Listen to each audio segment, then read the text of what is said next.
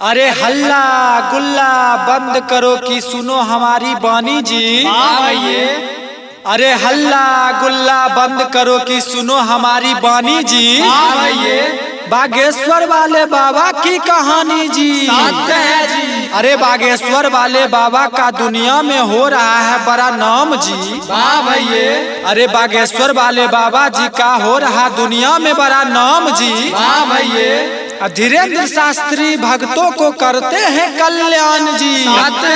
बिना बताए पर्चा में लिख देते हैं सबका कष्ट जी। बिना बताए पर्चा में लिख देते हैं सभी का कष्ट जी। बालाजी का नाम लेकर सबका दुख हो जाता है नष्ट जी। भूत प्रेत आत्मा को मार कर देते हैं भगाई जी। अरे भूत प्रेत आत्मा को मार कर देते हैं भगाई जी। बोलो जय बागेश्वर धाम की अर्जी लगाई जी। सत्य है जी। अरे बड़े बड़े नेता लीडर झुकते हैं इनके आगे जी। अरे बड़े बड़े नेता लीडर झुकते हैं इनके आगे जी। हिंदू राष्ट्र बनाने के करते हैं बड़े दावे जी। सत्य है जी। कोई कहता ढोंगी इनको कोई चमत्कारी जी। अरे कोई कहता ढोंगी इनको कोई चमत्कारी जी। इनका परीक्षा लेने मीडिया वाला पहुँचने लगा बारी बारी जी। सत्य है जी। अब मैं सुनाने जा रहा हूँ मीठी मीठी बानी जी। जरा संभल कर रहना झाल ढोलक जानी जी। होली है।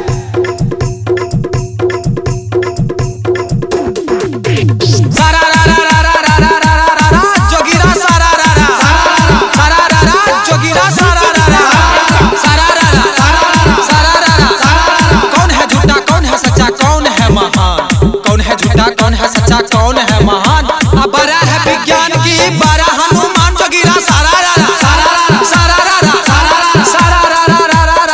जोगिरा सारा।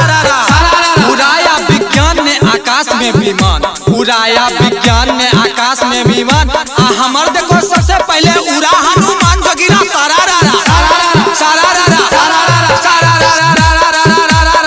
जोगिरा जिस रोग को पकड़ने में फेल होता डॉक्टर। जिस रोग को पकड़ने में फेल होता डॉक्टर उस रोग को धर दबोता बाबा का है मंत्र बराबर सारा जोगिरा सारा। लाखों लोगों का एक दवा है बागेश्वर सरकार। लाखों लोगों का एक दवा है बागेश्वर सरकार। गदा घुमा कर रोक कर देते समुद्र पार जोगिरा सारा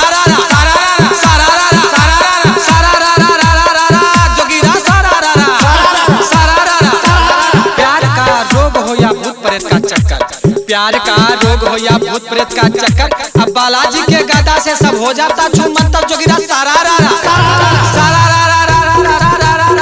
जोगिरा सारा। घोषणा किए बाबा हिंदू राष्ट्र बनेगा। घोषणा किए बाबा हिंदू राष्ट्र बनेगा। विरोधियों का देख कर गार फटेगा बराबर सारा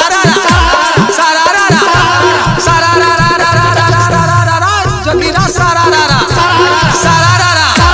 जिधर देखो सोशल मीडिया पर इनका ही नाम। जिधर देखो सोशल मीडिया पर इनका ही नाम। तभी तो कहलाते हैं बागेश्वर धाम जोगिरा सारा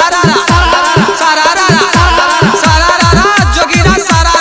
मजे में धीरे धीरे नदी के धीरे धीरे जलेबी छप्पर पर कटोरा हाथे में जोगिरा सारा जोगिरा सारा। बोलो बोलो बागेश्वर धाम सरकार की जय।